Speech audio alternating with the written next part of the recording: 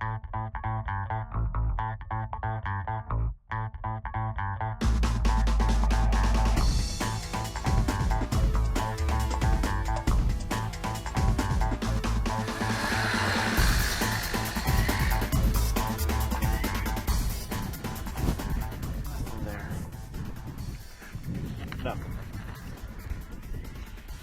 I dropped the transducer from the Humminbird in the hole to see if there's any fish. If there's no fish, why fish there? Move to the holes that have fish. I think I need to get a hot hole. Hi, I'm Brian Brosdahl, and I'm out on a northern Minnesota lake ice fishing, and I get a chance to test the Humminbird ice fishing unit. Most people don't associate Humminbird with ice fishing, but they soon will. This thing's great. Let me explain some things to you about it. This is a flasher, but it's got an LCD readout in the middle. And at my fingertips is all the information I need. It shows how deep it is. There's no confusing numbers. You have 3 different color palettes, so you can choose from a lot of different colors. You can go 3 colors or 6 colors. The nice thing about 6 colors is you can get real detailed. I like to see the gradual taper to smaller, blue being the smallest, red being the brightest, and all the spectrum in between. I like to see the change in the fish size and the size of the bait in the water. Everything in the water column has a size, and this helps you sort it out really fast. I want to see where the plankton is, where the minnows are, and where the fish are.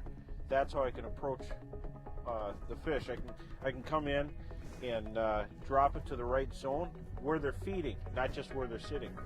Oh, there's a jumbo perch. There's a nice perch. I was able to see this using the 6 colors, watching him come in red underneath my lure. My lure was green, the red fish came in and ate it. I can see that there's a fish there, and there's my lure, and the bottom shows up as red. 28 feet of water. Right here, you can see what angle of beam I've got. I've got it on a wide angle. I could hit it right here and go to narrow beam.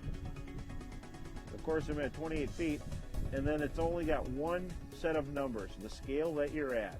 In winter flasher units, I like the zoom function on the Humminbird because you could dial it to any part of the water column and zoom in twice as detailed, so you can see up close what the fish are really doing, if they're moving around or if they're holding still. If you zoom in and it's separate, you know it's bait fish. Using the zoom is great to determine what's down there. Well, here's a little tip too on how to set the target line. Well, here's the target line. I like to use that to set it to where I've been catching the fish, right about there. You just hit it here, and then I'm going to put it right here where the fish are hitting. And as I'm turning it, it'll show you the depth of where the target line is. There's my target line, and I can drop my lure to it every time, so I don't disrupt the fish. Now if I go to wide beam, deep water, this is so important. You can see what's around you without drilling too many holes and disturbing them. Or you go to narrow beam and see what's right underneath you. That fish is underneath the narrow beam, he's ready to hit. There's some fish on the screen here.